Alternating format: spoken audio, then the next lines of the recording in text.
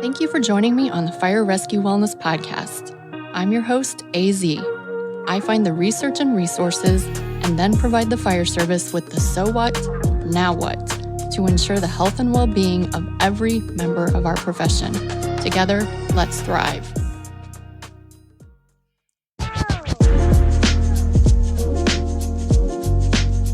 Hello, it's AZ. You've landed on episode 222 of the Fire Rescue Wellness Podcast. And today I am going to sit down with 3 members of the Female Firefighter Health and Safety Committee with the IAFF. And so throughout this episode, you're going to get to meet Laura Leigh and Corey and Tessie. And they're going to talk about some of the projects and the research and all of the things they're doing with this newly formed committee. This was a fantastic conversation, and I hope you're really going to enjoy it. As always, leave us a rating and a review. And if you have any feedback for me, send me an email at info@firerescuewellness.org.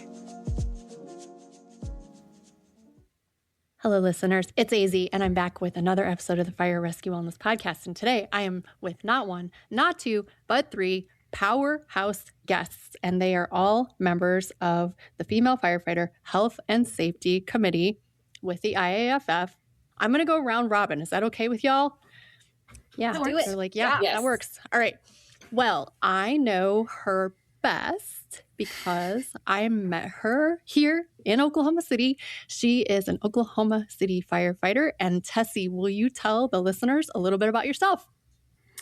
My name's Tessie Taleu. I'm a corporal for Oklahoma City Fire Department. I'm stationed at Station 6. I was blessed to be here for my second rotation, and then when my probation year ended, they brought me back.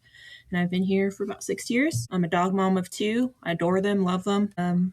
Like long walks on the beach, but we have none here. All right, girl, we have to plan some trips so you can have a long walk on the beach and bring the dogs. Let's go next. How about we'll go with Corey. Please introduce yourself. Hi there, my name's Corey. I'm a captain with the San Jose Fire Department out in California, sunny California. I've been on the job about 12 years now by way of being a paramedic on the ambulance. So a little bit of the medical background into the fire service. Absolutely love it. I'm a USAR captain as well as support. We call them support paramedics. So I got to keep my paramedic license while I promoted. Captain full-time, but they get to use me as a paramedic on overtime or shift trades if they want. Absolutely stoked to be here. Auntie to many, many little nieces and nephews. Yeah, I mean, I guess I probably enjoy long walks on the beach more than anyone on the podcast, I guess, because I actually live at the beach. So, yeah, I don't know. A little undercurrent of invitation there. I don't know how you guys interpreted it, but... It is 76 degrees here today. Also, almost 80 in Oklahoma City today. I'm very confused by the weather. Yeah. Very confused. Yeah. All right. And last but not least, Laura, tell us about yourself. Yeah. Hey, I'm Laura Leigh Bransford. I've been a firefighter since 2017. I'm currently down in Wilmington, North Carolina. I'm a driver of an engine company. I've been on a rescue and truck company most of my career and just switched over to an engine company. So I'm pretty excited about that. I'm very involved with the IAFF here locally as well. I'm the secretary of our local, involved at the state level, started getting involved a couple of years ago, more on the international level, getting into PPE and female health and safety. At my department, I'm also on our performance wellness team. So we focus again on health and safety. I teach onboarding and help with those types of things within our department. So I'm excited to be here. I'm on the beach as well. Wrightsville Beach is just right down the road. So, yeah. Corey, I missed a very important question. Dogs? No, unfortunately, no pets. I'm a little too busy, a little like Laura Leigh. I got a little too involved, I think, with in the fire service when I first joined. So I started jumping right into union work and policy work and women's recruitment and just basically trying to improve things for female firefighters. And my favorite thing in the world is to travel internationally. And I recognize about myself that I should not own pets. Same. As much as I love them, I like to just hop on planes a little too much. So I live vicariously through my best friends who all have pets. So, yeah. Okay. That is incredible. And poor Tessie's tones keep going off over there, but I have a question directly for Tessie because but I have knowledge of a few departments throughout the country. And what I found when I moved to Oklahoma City is that there seem to be more women on the Oklahoma City Fire Department than I'm accustomed to. And so, Tessie, do you have any intel about why that might be? So I believe it's because some of our first ladies began a camp called Camp Inferno back in 2015, I want to say it was. And ever since then, they've been giving those who might not know about the fire department knowledge about it. So every year we host a camp. It's typically in October. It's 100% just for females, 18 and older. And we literally put them in bunker gear and give them little snippets of what our life is like. We make sure they know how to use the tools. We do vehicle extrication.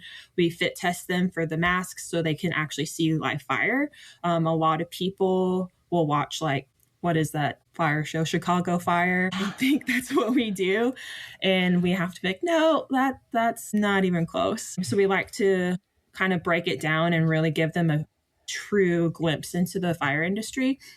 And ever since that inception of the camp, I feel like it just helped grow the female industry and kind of let others know, yes, you can do this job.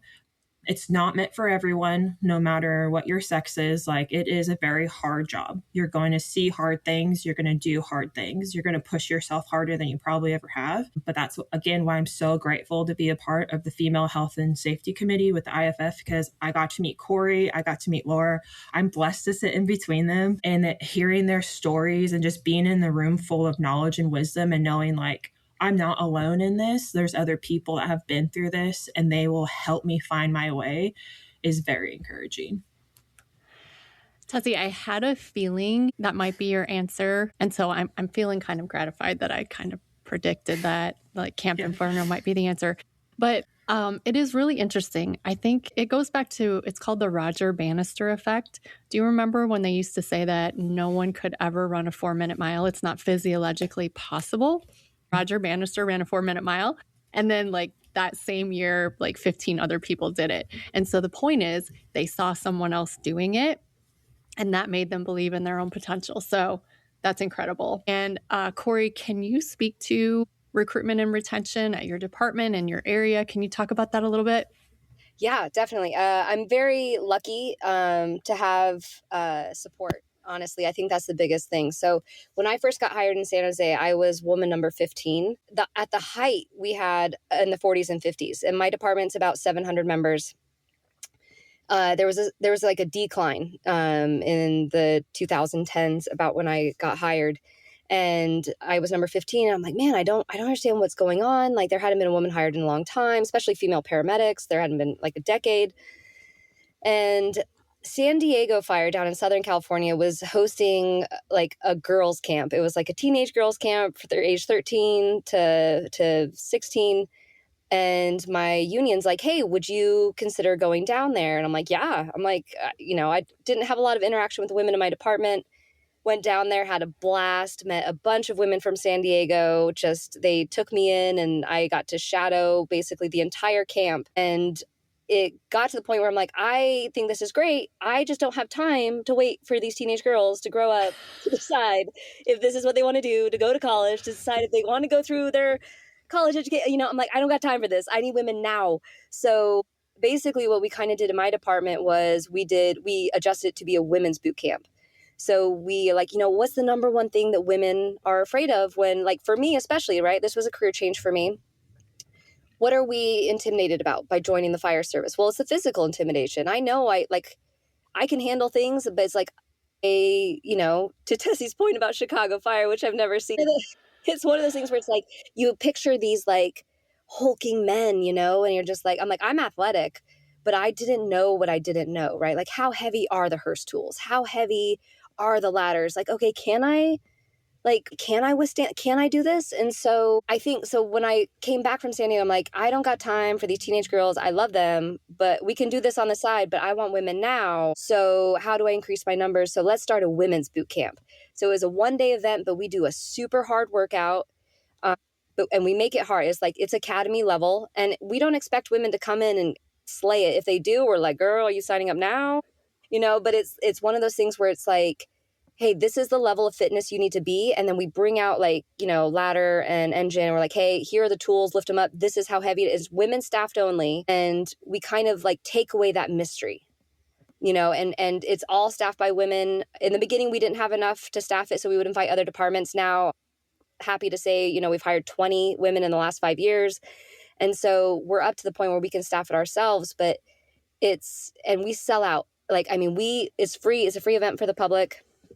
We're up to 100 women an event. Like, we started with 50, we're up to 100, and we sell out every single time. It's amazing. Like, the women, I feel like it's really made a difference to all of the area departments, because everyone's seen an uptick in women and non-binary applying to the fire service. And I think it's because that mystery is kind of being removed, and the gender norms of past are being like kind of destroyed, and women are kind of just realizing, hey, this is something I can do. And I'm super athletic, I'm strong, but I don't have to be Hulk Hogan. Like, I get it, type of thing. And I think that that's been really successful in the recruitment aspect, is just having these camps. Teenage girls is getting in their mind early, right? Like, oh yeah, I remember I had a really good time with that. Or like going to college fairs. Oh man, wait, oh, that's cool. And then for women who want career changes, man, I'm super athletic. That's the one thing that was holding me back, was just like fear of failure, or like being told I couldn't do it, or I'm a little older and this was like my generation's gender norm. Like, nope, not for you. And then for retention, I mean, yeah, we can get into retention, but I think I'm going to save that one for later, because that's a whole conversation. I'm writing down retention because, as we talked off camera, brain fog is a real thing. But we'll come back to retention. I want to throw it now to Laura. And so this is a new committee. If I understand correctly, this is a brand new committee, correct?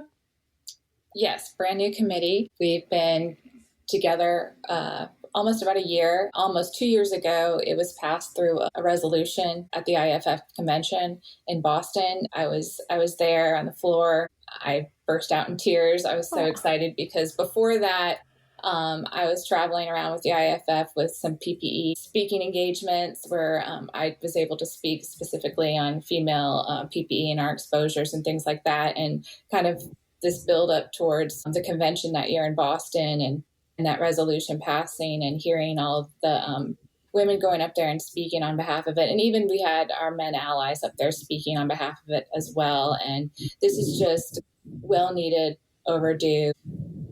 A lack of, or very limited research on women's health. We're biologically different. We have many challenges, from our hormones to cancer, all kinds of things. And this committee is exciting because we're going to touch on everything from education to legislation and policy to even research, and just forming relationships and with other organizations to move things forward for us. So very excited to be a part of it. This group of 16 women is incredible. I just remember sitting down in the room with them last year in DC, and each one of them going around and sharing their stories and their backgrounds. I mean, these women are beautiful, they're smart, they're strong. We all have something that we can offer. We all have our strengths that we can offer. And it's just a really supportive environment. And I'm always just so sad when I have to leave these ladies, because they're my people. I think, we just kind of walked into the room and just were like instantly connected. And I've always was envious of the brotherhood, and I really feel that sisterhood through these women. It's just such a special, amazing experience. And I'm trying to bring that same experience to the women that I work with locally, but also I represent the 12th district, and I want to share that love throughout the 12th district as well. I really appreciate your perspective, because it is one job and there is one standard. Everyone needs to meet that standard. And I think for a lot of years, women were maybe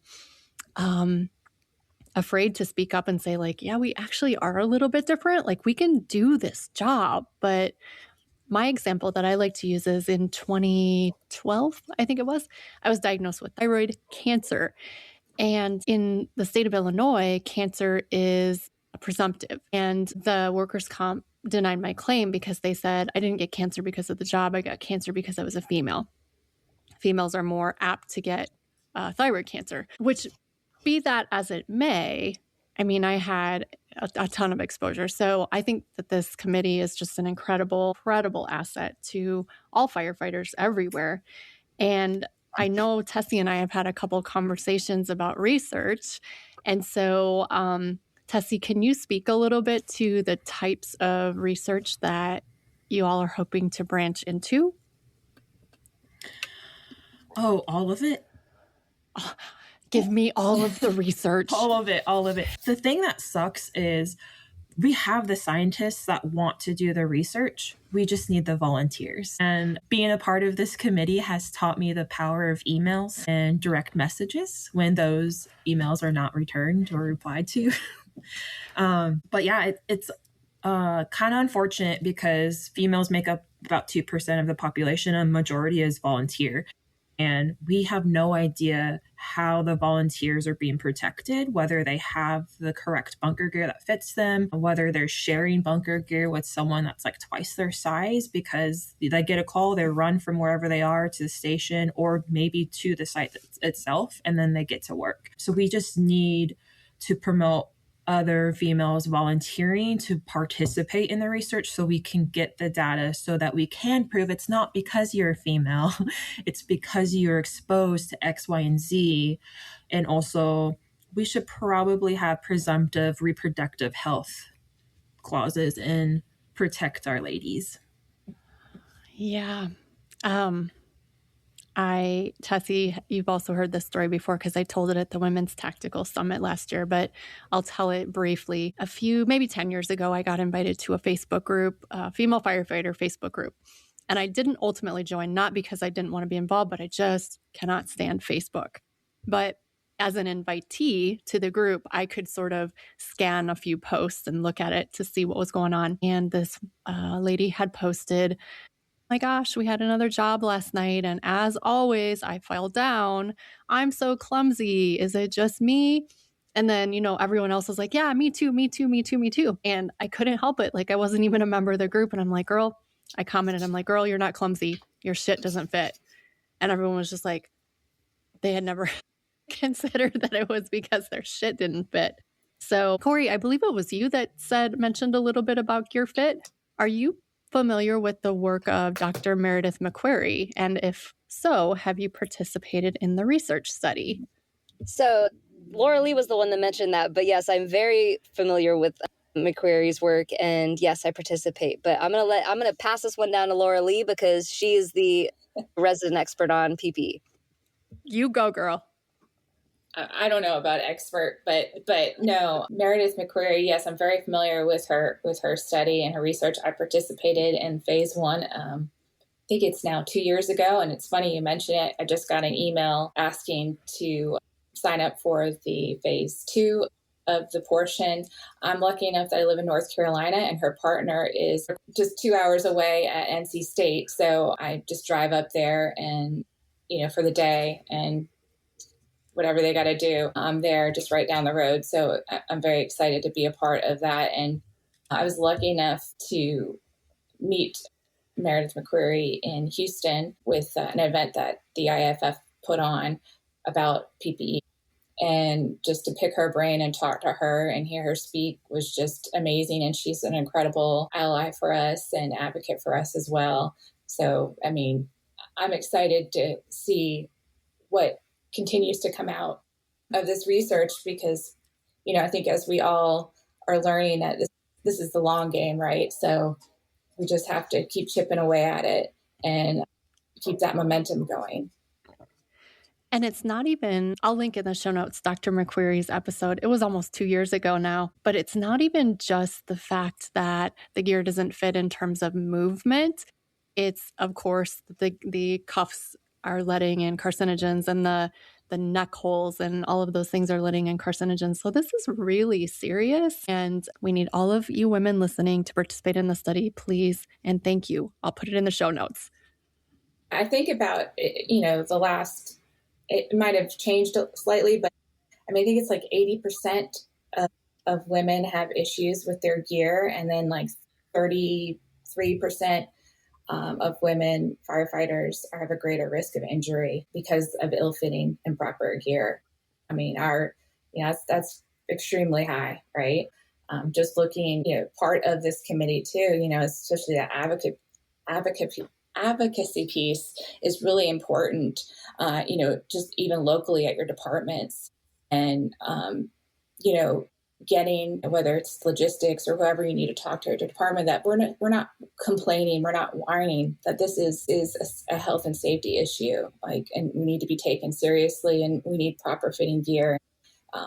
Whether you got to spend a little bit extra money, whether we're getting our hands scanned or, women specific gear to fit us, because that the gear is just so outdated. It was, it was a male dominated industry, and the sizing is for men, and there is no sizing for women out there. There are some companies that are claiming to have women's sizing. It's not 100% perfect yet. And I think that's where the research from Dr. McQuarrie comes in, is because we're getting these full body scans, these pictures, taking our measurements and putting it into a database of all of these different female firefighters, and then being able to create a prototype from that, and keep taking it from there. And we would be remiss to not acknowledge that all firefighting gear fits kind of shitty. It's like Absolutely. wearing a snowsuit. But when we look at some of the work from Dr. Jenna Yentis's lab, where she looked at relative risk. So relative risk is, do I have a higher chance of reporting something than someone else? So it's not saying that the someone else is reporting 0. It's just saying, is my chance of reporting it higher? And in Dr. Yentis's work, she found that women were over 2 times as likely to report an issue with fit and mobility. And based on some of the activities, sometimes up to 4 to 5 times as likely to report an issue. So the work is being done. We will be patient. It is a slow process. Well, and Annette, it's like recently we've been dealing with a lot of these issues, and it's people are like, oh, well, how do I go about changing these things, right? It's like, I'm like, well, so yeah, Meredith's making, there are amazing things that are happening, people are finally starting to listen, but it's when you go to talk to your administration or your union, be like, hey, you understand, to your point exactly, Annette, women or people that have ill-fitting gear, it's like you're using different muscle groups to try to overcompensate. So you might not realize that you might not have an acute injury. You actually might develop chronic injuries because you've been throwing that ladder wrong or pulling that hose differently because your gear has been slightly off-fitting the entire time. And so it's like you've developed these chronic things due to it.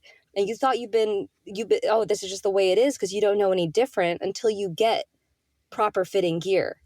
And every major vendor out there, most major vendor, you can, I don't know what every fire department in the country has, but the major vendors have what they say, to Laura Leigh's point, of a women's cut, or they'll have they can come out and do specific individual measurements. It's getting better and better. I think Wildland and gloves are the 2 worst fitting, I think, for so bad. Mm-hmm.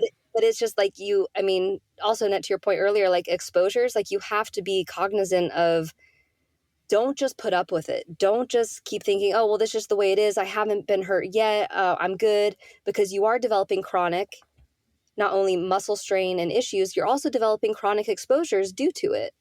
And so it's you might feel fine now, but it is something that, while we're improving, you should be monitoring your exposures, and you should be, I don't know, that's my plea to the women out there, and to the men too, because, it was kind of a big joke. My person in my department who like staffs us all for like outfits all of us. She's like, it says W on there. She's like, I just tell the boys it just means wide because they got booties, type of thing. She's like, but it's actually the women's cut pant.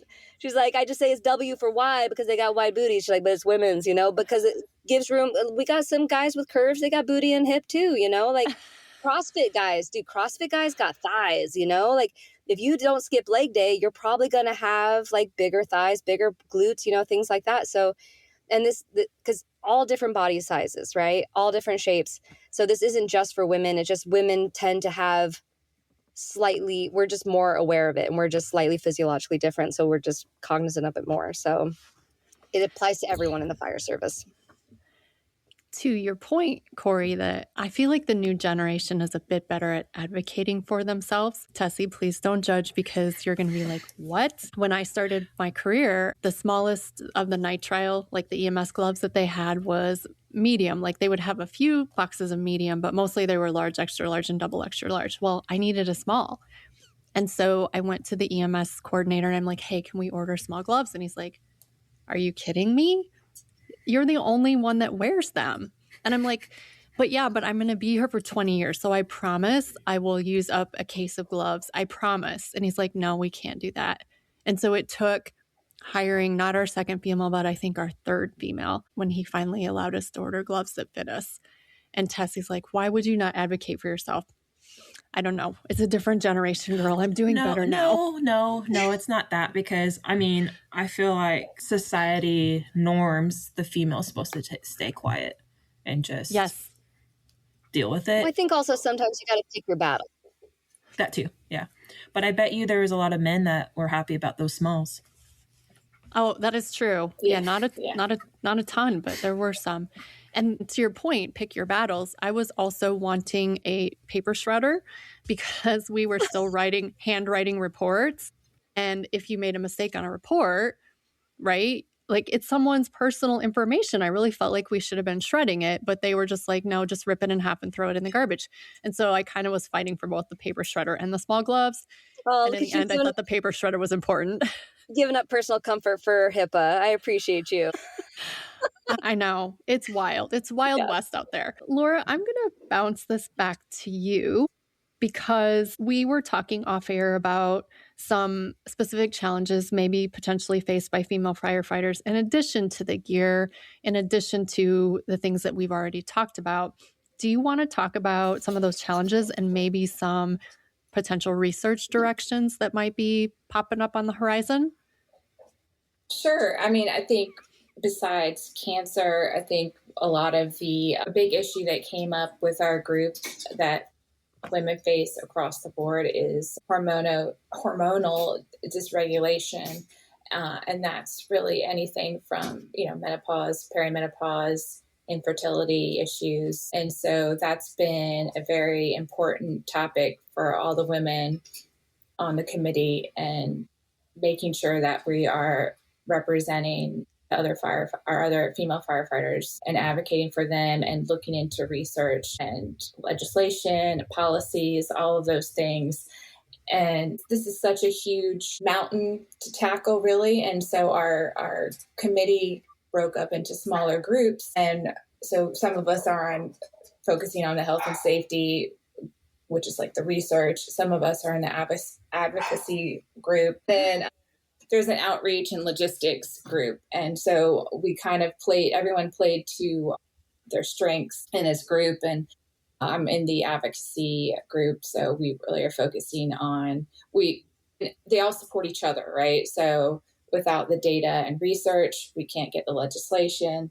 And without the legislation and policies, how can we do the outreach and education and the logistics of everything? So we all are working together. And so that's kind of the long way of really going into really the big topic. And I think it's also for men too, is the lack of or little to none of hormone imbalances across the board, especially, you're seeing it in younger and younger women and men. I know me personally, I don't mind sharing my story. I went through perimenopause about 7 years ago. And at the time, I didn't really understand what was happening to me. I went to my regular doctor, who was a female, actually. Just felt like I wasn't being heard. All my blood work was normal. All my vitals were, outstanding, but I just wasn't feeling like myself. I was having brain fog. I was having fatigue. I was, I couldn't sleep. But she was just like, "Oh, you're depressed." Kind of brushed it off like that. And I was like, "No, I know what feeling depressed is like, right? I understand, the mental health struggles of things. This was different for me, just the way my body was feeling and not only my brain." And so I just started doing research on my own. And, because it was starting to affect some things at work. And, it's like, how do you tell a bunch of guys at work what's going on with you? And finally, I found a PA that he did a lot of functional medicine, and he worked with he was former military. So he worked with a lot of first responders and military.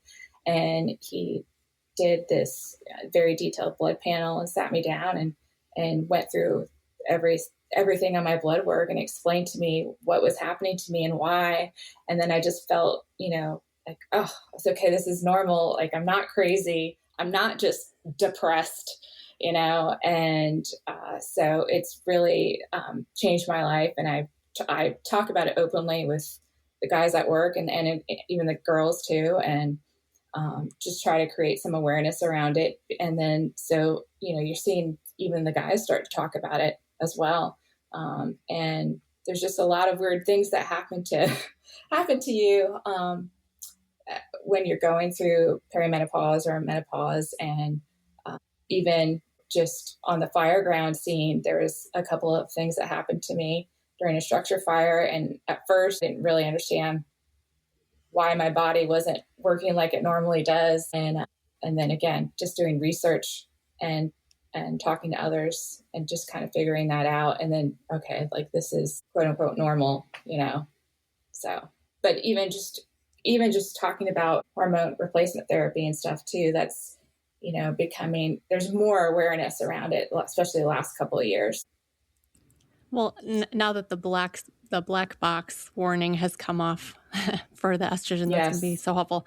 Laura, I will never forget the day. Again, I was a company officer, and I will never forget the day I was standing there, like, shaking a set of keys. What I was trying to say is, "Will you please go check the alarm panel?" And I could not think of that word. So I just kept shaking the keys, like, go check. Oh, it was so terrible.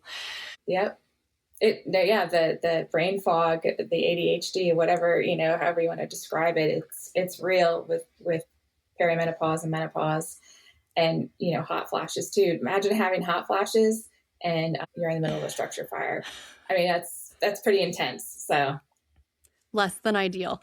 And what I would say to any of our younger female listeners or even male counterparts is, I think, get that blood work early, like in your 20s and 30s, even get that blood work so you can watch those trends. And with that, you really have to advocate for yourself. You have to push it. I went to a doctor, and just trying, and a female doctor and she just wouldn't listen to me. And just saying, you know what, I'm going to go get a second opinion, third opinion, fourth opinion, whatever you have to do. You have to really advocate for yourself. Absolutely. Corey, I'm going to pass it to you. Yeah, so there's a first of its kind study just came out last year from Kingman, Arizona. There was a company there who funded it. They're called Men's Revival. They've also now added Women's Revival because they are a hormone treatment company, and they noticed that all of their clients were first responders, and they're like, what's going on? Like, so then they came across this fire department in Kingman, Arizona, small department, maybe like 50 people, no women. But they decided to do a full study, a 6-month study on hormones. And they did blood labs. They tracked everyone. They kind of did the minor corrections, only those who like medically needed it. And they did these minor corrections, and they did a full survey and study with them, like mental health, anxiety, depression, physical health, sexual health, everything. And they tracked everything. And over the 6-month period, they saw improvement in everything. So to the point where they're like, we need to do this for women. So they are currently in the middle of their first ever women's study of first responders. It did not exist. A survey for women's health did not exist. So they had to create it. So they're currently doing it for female first responders in Arizona. They're in the middle of the study right now. I'm hopeful to get the results soon. But yeah, to Laura Leigh's point, like the men, like I have young guys in my department who are like, man, my wife and I were having a hard time conceiving. I don't know why. They're making themselves infertile because they're using TRT inappropriately because they're like, man, well, my T was low. Like this job is going to mess with your hormones. If you created a job that was perfectly designed to mess with your hormones, it is the fire service. So young guys are getting it, right? Like there was a guy who was like perfect prime, like Adonis. After a grass fire, 6-hour grass fire, his T was like down in the one. It's like, you're like, woo, you know, so this job is going to mess with you no matter how good a shape you are. So these young guys are getting these low levels and they're through no fault of their own. Maybe they're just go like, oh, okay, I got to do this. Like table talk, you know, like firehouse table talk. I heard I got to do this, so I'm going to do this. But the downside is I have these young guys like, man, like my wife and I were having a hard time conceiving. It's probably because now you've been treating yourself inappropriately. It's reversible. You can make yourself so you can have swimmers again. But you've made this happen because you're doing it inappropriately. So yeah, you have to advocate for yourself, but please be careful. The FDA removing all those warnings this last year, godsend.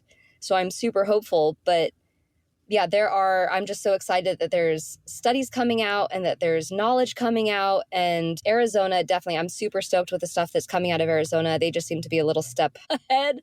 But hormone stuff, I think we're realizing just how behind the ball we are just because of our job, how it affects everything. And then, yeah, like as someone who's going into perimenopause, like it's one of those things where it's like, man, like I'm so grateful that this knowledge is now because I can't imagine having the women who've gone before me. Like I'm just so grateful.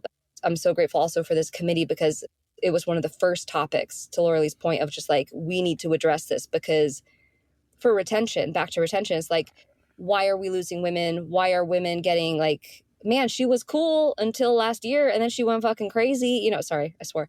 But it's like, and then she went crazy. Oh, we welcome it. Okay, good. Okay, fantastic. But it's like, man, she was cool until last year. And then, you know, it's like, well, what happened? Well, okay, she's going through something. And to Laura Leigh's point, her own doctors aren't listening to her. So this doesn't just happen, you know, or like if we can save some marriages, if we can save, you know, like imagine like just the entire, like, I don't know, the ripple effect of just like addressing first responder hormones. Like what if this is the cause of so many other things?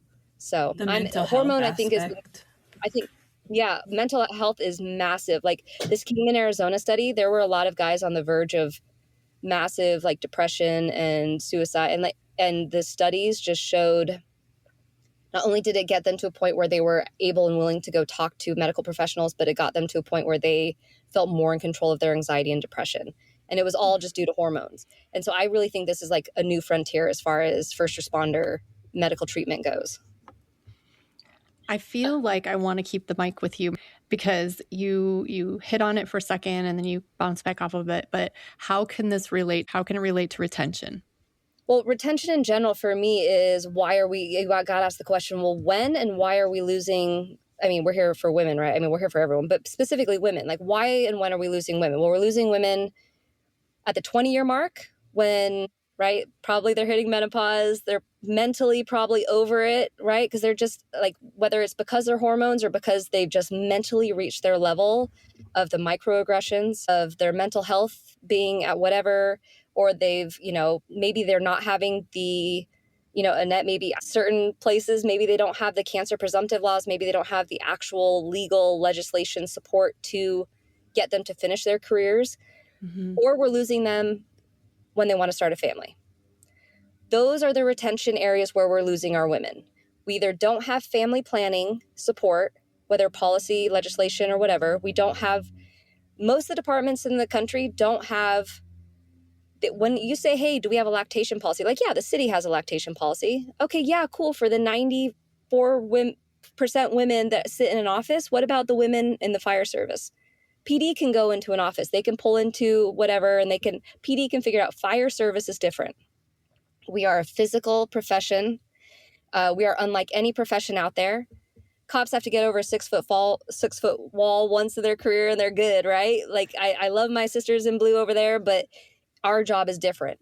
We don't necessarily have administrative positions. So do you have an actual lactation policy designed for women in fire? Do you have a pregnancy and a postpartum policy? Because if you don't have anything like, oh yeah, I had a C-section 6 weeks later, let me strap on a bottle right across my lower midsection. Okay. Like if we're losing women who don't feel supported and you just invested $100,000 in training, gear, and everything, like, right, you promised the taxpayers, hey, this is a good person. And she's amazing. She's a great firefighter. She's a great medic, great EMT. She's exactly what you want to serve and reflect your community. And what you're going to lose her because she didn't feel supported just the 1 year, like to have a kid. You're going to lose out on a 25, 30-year person because you didn't have a specific policy for the smallest percentage of like women in the fire service. It's like the smallest give for the greatest gain. You know, I have like the spiel I give to politicians all the time. I'm like, do you guys understand? Like this is the best PR gig you could ever have for the smallest. So San Francisco Fire has about 220 women between their ambulance and their suppression service. I think at one time, the most they ever had off for pregnant and postpartum women was 5. I'm like, so when you think about that, that's the cost to the city. Like that's nothing. And you're going to retain these employees and they're going to be grateful for it. So if you have a good family planning policy, that's retention.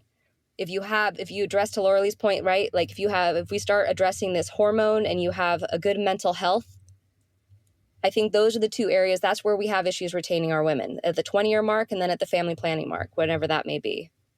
But that's how you get them in. You spend all that time and effort getting them in. So how are you going to retain it? Those are the 2 places we lose them. At my very first Women in Fire event that I was presenting at, I think it was 2020, pretty sure. There was a gentleman there. He was running a booth and he was from an agency, I think in North Carolina, if I'm not mistaken. And he was there recruiting people. He actually wanted to recruit me. He's like, yeah, after you retire, you can come work for us. And I was like, no, ain't nobody getting out of bed when they're 50 plus years old. But anyway, he's like, yeah, we're really, really recruiting and et cetera, et cetera. And I'm like, how's your retention? And he goes, yeah, about that. So he was fighting a really good fight only to lose once they actually got on the job. Yeah. That's a really good point. Culture's an issue too, but that's another story. Yeah. Yeah. I just wanted to, with all the conversation that we're having here, you know, one of the committee's goals is really ultimately to have that stigma elimination and also just the cultural change. We want to see a cultural change in general. So I think, you know, all these things that we're talking about, you know, fall under that as well. So these are all very important conversations to keep having and taking that stigma off and having that cultural change. And that means, you know, for us as female firefighters to educate our male counterparts and have them be allies and advocates for us as well and have them understand what we're going through. I think overall, I have a good experience with that, and even just locally at my department too, and seeing the changes and seeing even some of the men can relate because even sometimes their wives are going through those things too. And so they do understand, and that, you know, all these things are so important because we need to have all those relationships and with you know, our coworkers and with other organizations, with researchers to create those changes. Can you talk about how to best create those relationships? Because I think you get into the fire service and the first day or two is the paperwork and the policies and the procedures and et cetera, et cetera, et cetera. And then you get in the thick of it and it seems like it's almost like time is moving past you in some respects. So how do we start from the very bottom, from the very first day, creating those relationships within the fire service? Really, that's a really good question. I know. Yeah. I would say for me, you know, just be yourself and kind of follow that moral compass and that integrity that you have. And honestly, I really didn't kind of find my voice until I got really active and involved with my union work. And that taught me a lot and gave me these leadership skills and gave me this confidence and I apply it at my department. I apply it at work all the time and through trial and error, of course. And, I've learned a lot the last several years.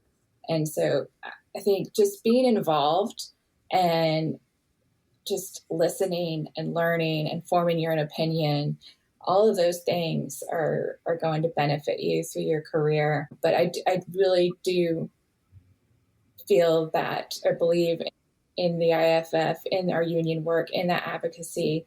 And that's really the core of it, because that's, you're getting, better pay from your union. You're getting these health benefits.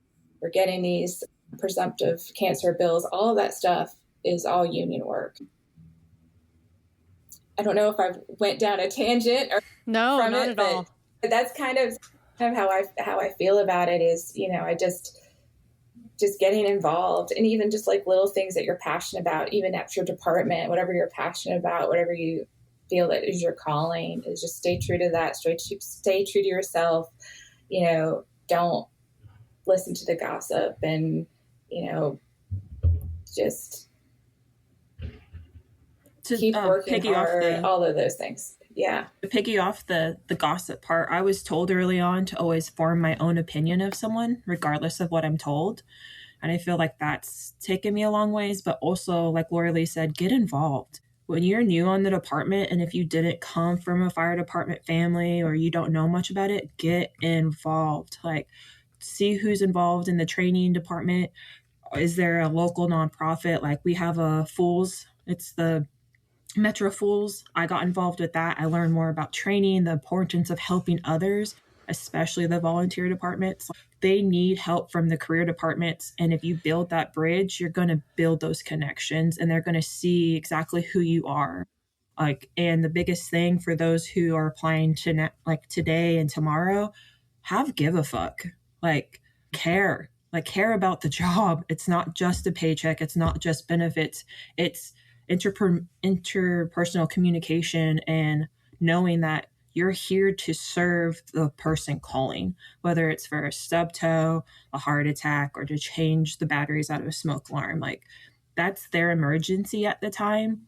So give them respect and have pride and ownership in yourself and where you're at. Absolutely.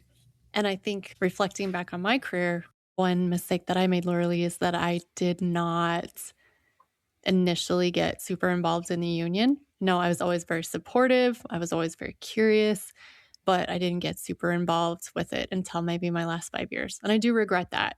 So I think that was really good advice. We're coming up on about 50 minutes. And so I want to be respectful of everyone's time on this beautiful Friday afternoon. So I'm going to go around the circle one more time and ask if there was a topic we should have brought up, or if you have a final thought as we go around the circle. And I'm going to start with Corey. Oh gosh. No pressure. Good talker. I could talk about a lot of stuff. Yeah. Well, I think coming into this, right? Fire, rescue, wellness. To second what Laura Leigh was saying, and what Tessie was saying, you get into the fire service. This is the greatest job. I love this job, but there are things that can be fixed and improved. And if you have a passion for something, the best question I ever asked was, how do I make this better? How can I make this better? Literally today, sitting at the lunch table, I had a girl who was 4 years on being like, how do I change the hose policy? Because we need to update this policy I just took this hose class down in LA, and I learned this tactic. How do I improve it? Thank you for asking the question, because our hose policy hasn't been updated in a decade or so. Just asking the question and getting involved. And that's something that I love union work for, because when I got into the department, I think it's so paramilitaristic. You do this X, X plus this, it's rank and file, it's orders, right? But if you want to make a difference and you want to improve things, and I think women in the fire service, I think we are all type A, we are fixers. I think we put up with a lot of shit, but I think we also inherently want to make things better, not only for the sisters coming after us. I mean, I think it was hard. Yeah, for me, I think I like the term fire family, and I use the term brother and sister loosely. When people say, oh, the brotherhood, I'm like, fire family, guys. Because I feel I have 4 brothers biologically. I'm like, but we're a family. Oh, you poor thing. I know, right? It's I'm the athletic one. They watch baseball. They're all like college professors. I don't know how I happened, but it's like, it's fire family, guys. I'm like, we're brothers and sisters, but it's not like when they say brotherhood, I'm like, I need you guys to be like, let's be more inclusive. It's the fire family. And I think it's just one of those things where it's like, I love the fire service so much. There are things that we can improve, and it's not disrespectful to the past. But I do think that if you want to get involved, ask the question, how can I make it better? How do I do this? And bringing in voices and asking the questions and getting like past like, hey, like, lady with 20 years on, what was your experience having a kid here? Like, what would you do better? Okay, cool. Because I want to make things better for the women coming after me. How would I, and then going and make friends with people and make friends with those office staff. If you want to make a change in the department, make friends with office staff. But getting involved in the union was the best thing I ever did, because it gave me, even professionally, as a captain, let me tell you, I went into my captain's assessment so prepared because of my union experience. I was heavily involved in the political realm for my union, community work. And when I went into my captain's assessment, knocked it out of the park because of how the union prepared me. But all of this knowledge has just made it so, like, to Tessie's point, right? We got into this job because we want to help people. But I also think that us in union work and us on the Female Firefighter Health and Safety Committee, we're helping, like, we want to really help our fire family. And yes, our focus is women and females, but I think the more that we deep dive into a lot of these issues, we're finding that this does involve and impact the greater fire family, men as well. And I think that that's where also we gain allyship, because it's like, oh man, we're doing this study for hormone stuff for menopause, but oh my God, we're also finding all this stuff for men. Oh man, hey, for family planning, if we get this paid leave for women, we could get some for men too. Or like, hey, like, I think it just snowballs. And I think that if I don't know, I know I feel like I'm kind of rambling right now, but if I'm talking about fire rescue wellness, I think I need to talk about the fire family. I think I need to talk about getting involved, especially in your union, because it just prepares you better for your overall fire career. And if you see something, ask, how can I make a difference and how can I change it? Because if you do those things, I mean, I think not only are you going to be serving your community, but you're also going to be serving your family, your fire family. And I don't know. To echo what Laura Leigh said earlier, the women that are on this committee are absolutely phenomenal women. And I think we're all super like-minded. And when we all popped in that room together, I think everyone else in the IAFF is jealous that we're all in a committee together. They all want to be like us now. And I'm okay with that. I'm okay with that. I want to be on the committee. I'm jealous. All right. Yeah, that's kind of my final thoughts. I don't know. I encourage everyone, if you want to change something, then please reach out to us. If you're listening to this podcast and you hear something, you want to change something about your family planning, your PPE, cancer presumptive laws, the biggest weakness we have in the fire service for women specifically is that we do not have, it's mainly men. We get that. But because of that, the communication for women's issues, there is not a really good chain of communication. We're working on that. That's one of our subcommittees. But if you need something, please reach out directly to one of us or through your union. You can each district has a rep, so please reach out to us and we will get you the information you need to make things better in your district, in your local, because that is what we are here for. We have a lot of conversations, we share a lot of information, we're on a lot of group chats, but this is what we are here for. We're here to help you, and that is my last thought is we are created for you. So please reach out. I think those were pretty good last thoughts, and I will put the appropriate contact information in the show notes so that everyone has it. Laura Leigh, final thoughts. Of course. Listen, I am very, very proud to be a female firefighter. I want to take the stigma away from that. I know sometimes that gets a negative backlash to it, but I'm extremely proud of being a female in the fire service. I'm extremely proud of the hard work that this committee is doing and who we're representing. And we're taking the power back, and this is the long game. Just listen, just be true to yourself, have empathy, take care of your mental health, have healthy coping mechanisms, have boundaries, not only with people at work, but even boundaries within yourself. And just don't forget to be intentional with everything that you do. And if you need to take time off for yourself, there's nothing wrong with that, because we all burn out. And, but I just love the job. I love our union. I love what it has done for us and for this committee, and the skills that it has given me that I can share with others, because it's at the end of the day, it's not about me. It's not about Corey. It's not about Tessie. It's about all of us. And we're representing a lot of women, but also the entire IAFF. And I'm very proud to be on this committee and to work among these incredibly talented and intelligent women. And, I think you're going to see lots and lots of good things coming from us. It's not the end of it. So just the beginning. And we are also grateful to have you working on our behalf. And so we are going to end right where we started with Miss Tessie. Final thoughts or anything you wanted to say that we didn't bring up? I know this is a topic that I've been trying to dig into more personally for myself and for others, and that's being able to turn off after shift. It's really hard, especially with some people's shifts where they're on, off, 4 off, or they work 48. Learning that early on in your career, I think, is huge. Not only for yourself, but for your family, anyone that's around you in general. Just learning how best to recharge, whether that's go into the woods and be alone, picking up an art project. Figuring that out for yourself is huge. Lastly, I would say leave it better than how you found it. It's what I was taught at a very young age. I grew up in Washington State, so that we were very big of leave no trace behind. If you find a trace, take it with you, aka pick up litter. So yeah, just leave it better than how you found it. Like Corey said, get involved, ask the questions. And I love all the ladies on this board, man. Like, we had no idea what we were walking into that first meeting. We had no idea if it was going to be females representing each district, because they, quote, weren't sure if there'd be enough. And walking into just a room full of females that literally look at you and accept you. You don't have any snarkiness. Like, everyone was vulnerable with each other, and knowing that other people have been where I am and how they got out of it has been huge. I think that's it's amazing. About uplifting. Yeah, we uplift each other. It's wonderful. Yeah. So, yeah.